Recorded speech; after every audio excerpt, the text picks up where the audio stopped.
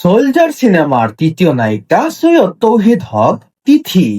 শাকিব ফাহাদ আলোচিত ছবি সোলজার এ অভিনয় করেছেন তিনি, সঙ্গে দেশের সেরা নায়ক শাকিব খান। কয়েকদিন আগে সোলজারের শুটিং এর একটি দৃশ্য ভাইরাল হয় ফেসবুকে। সেখানে দেখা যায় শাকিবের সঙ্গে সলসা নৃত্য করছেন এ তরুণী।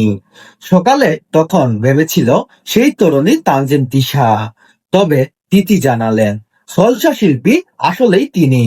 ছবিতে কাজের অভিজ্ঞতা জানিয়ে তিথি বলেন, ছবিতে আমার চরিত্রটাও গুরুত্বপূর্ণ।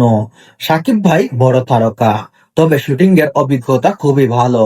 তিনি যে কোনো কোঅপারেটিভের পুরো টিমটাকে ছিল গোছানো।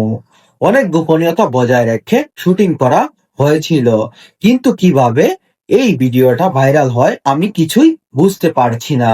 কারণ সাকিব ভাইয়া অনেক ভালো একজন অ্যাক্টর।